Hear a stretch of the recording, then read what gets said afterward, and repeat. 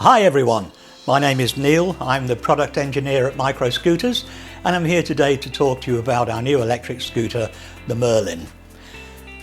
So as the scooter comes out of the box, this is how it appears.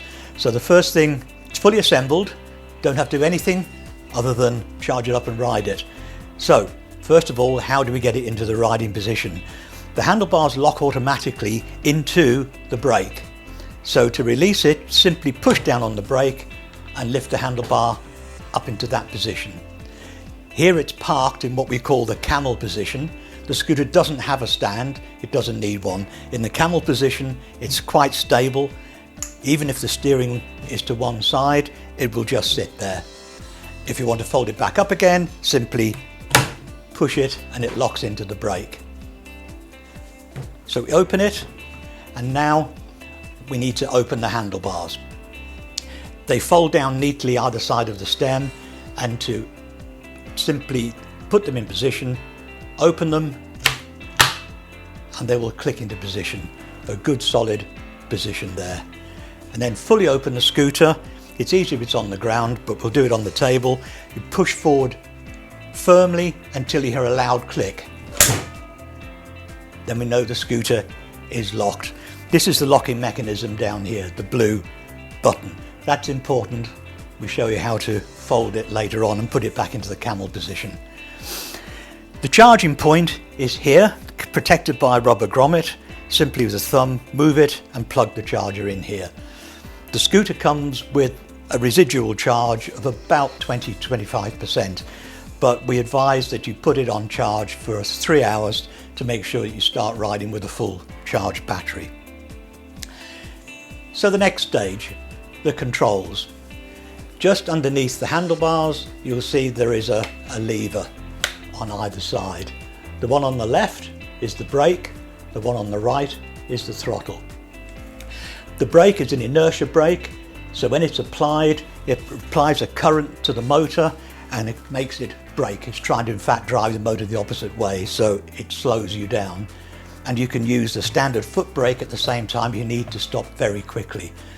But the electric brake is actually very effective. And the right hand one is the throttle, and simply opening and closing with the thumb, it will always, you let go of it, it will always go back to the zero position. Okay, with the scooter in the ready to ride position, let's look at the controls. How to make the scooter go, and most importantly, how to make it stop.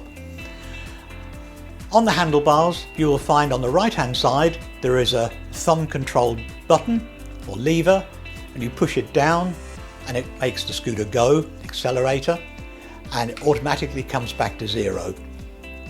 On the left hand side, you have a similar lever, and this is the brake, which applies inertia braking to the motor in the front wheel, and it can be pressed part of the way down or all of the way down to graduate the braking to the front wheel. Then in the control head itself, we have 3 buttons. The one on the right is the on-off switch. The one in the middle is the memory button. You can also use this to switch between a trip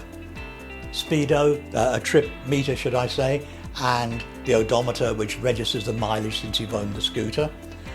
And on the left, there's the button which controls the inbuilt light in the front of the head unit. So let's now look at how we get the scooter to start. You remember on the right hand side of the control head is the on-off button. Push the button and hold it until the screen lights up. Okay, now with the scooter switched on, let's look at what the screen is telling us here. On the left hand side of the screen, it is showing the battery condition, and in this case it's showing 90%. Obviously as the bars go down, it's showing the battery discharging, and you'll get a percentage readout. There's a figure 1 here, we'll talk about that a little later. This shows the outside temperature, 25 degrees it's showing here, and the large numbers in the middle indicate the speed. Obviously because they're not moving, it's showing 0.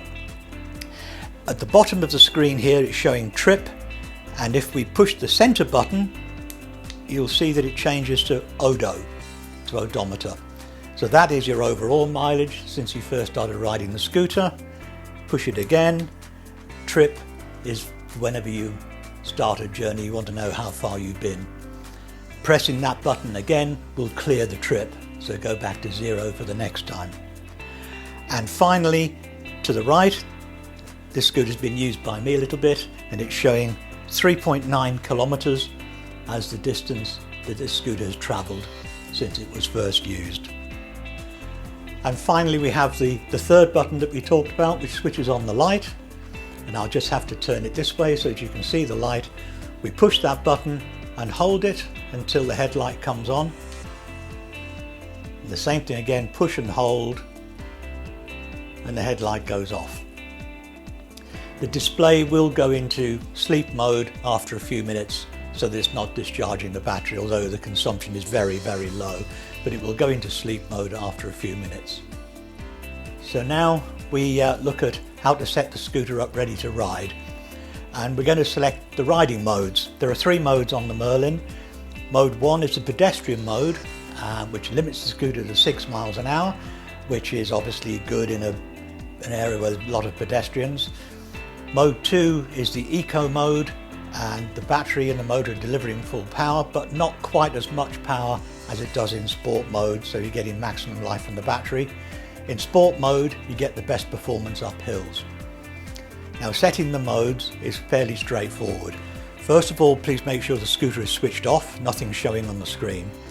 Fully depress the brake, and then switch the scooter on while keeping the brake lever depressed. Now at this point, the running light will be flashing on and off. We're going to set the mode to mode 2, and we do that with 2 presses on the throttle. 1, 2. Now nothing changes on the screen. It will only change when you actually ride the scooter. So once you've done 2, let go of the brake, the running light will stop flashing and go back to its permanent on. And the scooter is now set in mode 2. Now we just set the scooter in mode 2, but to demonstrate how the readout works, we're going to put it into mode 3. So we're showing something on the display, so let's switch the scooter off. Depress the brake fully, switch the scooter on, and using the throttle, because we're going into mode 3, we'll do 3 presses. 1, 2, 3. Let go of the brake, the running light stops flashing, and we're now in mode 3. Okay, now let's show how the mode indication shows on the screen and the speed. And with the scooter in the camel position, it is possible to start the motor and control it on the throttle.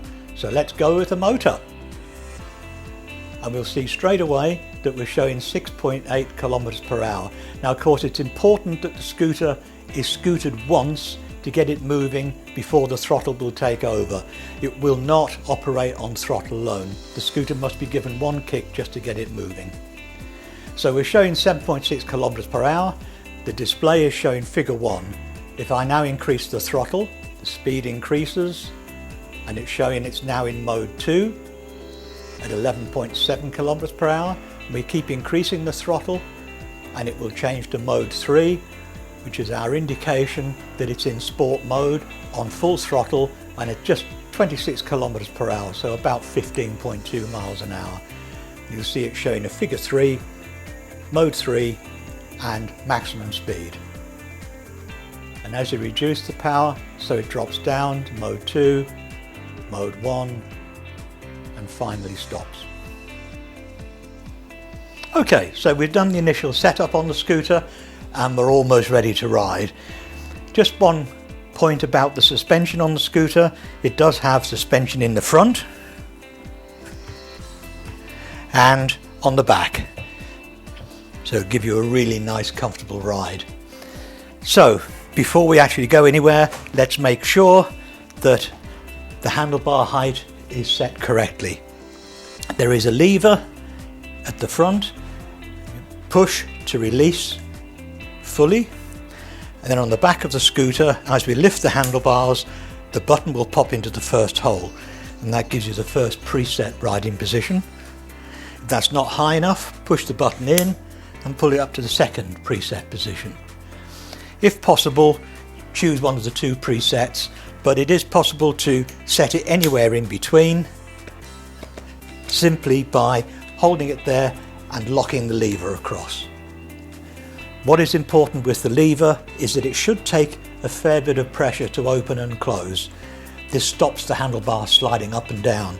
To adjust it, simply turn this side, just a small movement to increase the pressure needed to close the clamp, and it will not move. And that isn't locked into one of the preset holes. So now the scooter is ready to ride. Foot comfortably on the deck, one small push after you've switched it on, and open the throttle and let it take over. Okay, so you're just back from your first ride on your new Micro Merlin, and I'm sure you found it a fantastic experience. So let's put the scooter to bed. First of all, unlock the clamp that's holding the handlebars. One good pull, push in the button. If you've had it on full extension, you'll need to unlock it a second time, just to there, and lock the clamp again. At this point, stand astride the scooter, and the blue button here, which we talked about earlier, you need to put the front of your shoe on that, and as you push down, push the scooter forward. And it will unlock and go into the camel position. Now sometimes that can be a little bit tricky to do, so with it in the upright position, if you're near a curb, push the scooter against the curb and push down against the curb. Or alternatively, if you're still finding it a struggle, you can stand to the front of the scooter, put the scooter against your foot, and with your heel, push it down. 3 different ways of closing it. Once it's in the camel position,